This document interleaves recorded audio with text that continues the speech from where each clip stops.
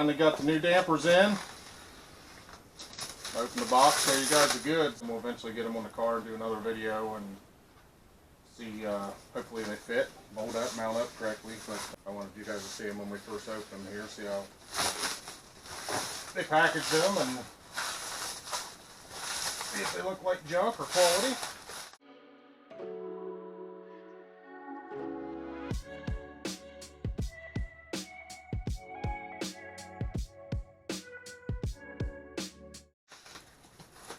So these are the Hotbits DT2s. There's not a lot of options for the Rabbit, as anyone watching this probably knows.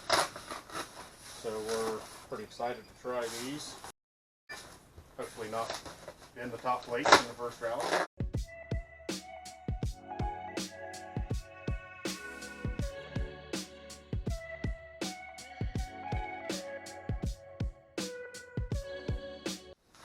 You can see the parts are all in here, look to be packaged good and everything. Tear them apart and get them together. Let you guys check them out a little bit.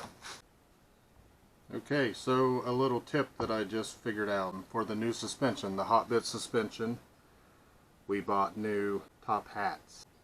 I'm very glad that we did, because on my other dampers, and I'll show you, but this plate got bent pretty bad where the tail of the spring presses against part of it but not the rest, and it shoved that up in there. So I was worried that I would have the same failure with these. So I found out that these come with this seat that goes on top of the spring, which is much heavier. And then I couldn't figure out how this fits in there because it doesn't. So this is the bearing for the top hat, and you have to take this plate off, which is just slid over there. And once you remove this plate, which is what bent and failed on the other ones, now this bearing seats nicely down into this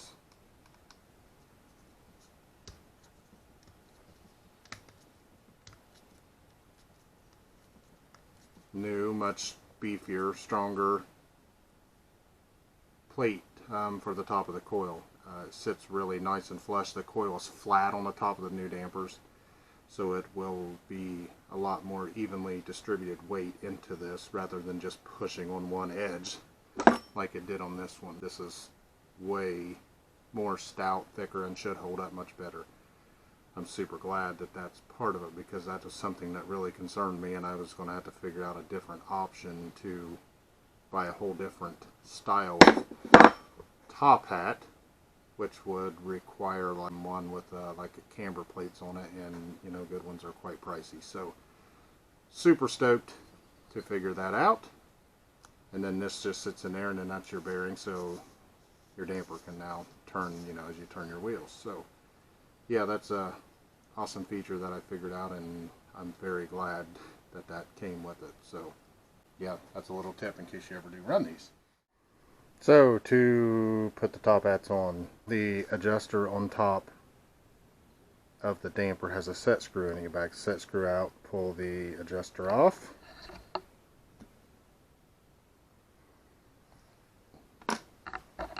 This nut was on here as it came and was underneath of that adjuster knob. So pull the adjuster off, then you remove this nut, and then you can put your top hat on. And wanted to look inside, so took the dust cover off just to see the size of the piston in the damper. Looks pretty beefy. Everything that I've seen on it so far looks well built to me. The canister's on there with the other adjuster. So here's the bump stop on top. I'll slide the dust cover back on.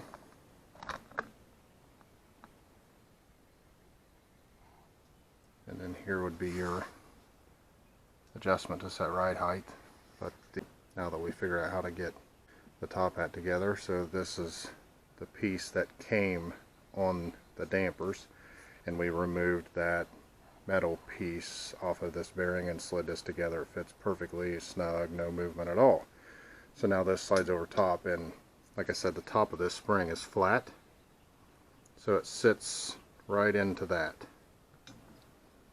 And then our top hat will go back on top of that,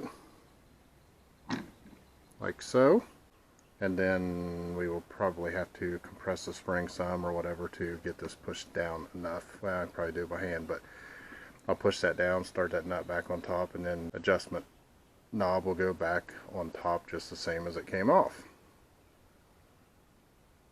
And to show you, that's what failed on the other one. So here's that top piece that bent on that one. You can see it's pushed down flat there, and then that's where it tapers up to the pigtail. So that's pushed on that and bent that down on both of these. So that's what I was worried about on these. So I'm glad that that part gets removed and that bearing sits down into that new cup. It's a lot thicker and sturdier built. Another tip, I was trying to figure out how I was going to tighten these top hat bolts down. The big nut in the middle, so there's nowhere to hold on these. So I took a serpentine belt and wrapped it around the shaft so I wouldn't scratch it or tear it up, you know, trying to hold it. Otherwise, when you try to tighten that top nut up, it just wants to spin. So I took the socket and I used an impact. I broke the belt once trying to use a ratchet, so I used an impact and snugged it up the rest of the way. But yeah, I took an old serpentine belt and wrapped it around the shaft, and then took a pair of vice grips and clamped them as tight as I could get them up against the shaft of the damper. So that's another little trick in case other people's trying to figure out how to do that. Here's just to show a little comparison of them side by side. Here's the new damper, the Hotbits DT2, and here's the old ones. They were the Coney struts with the GKR springs. I had no issues with the struts or the springs. The springs did well, like I said, other than this top hat bending up here. And as you can see, here's the new one, how that seats. So that should be a lot more durable, and they're about the same height. This one you can set ride height on, has compression and rebound adjustments, which I believe is the DT2s. I think the DT1 just has one way. But that's the side by side of the two. We have the fronts on. Both sides are on and buttoned up. The adjuster on top, and then the other adjusters on the front of the canister. Both are pretty easy to get to.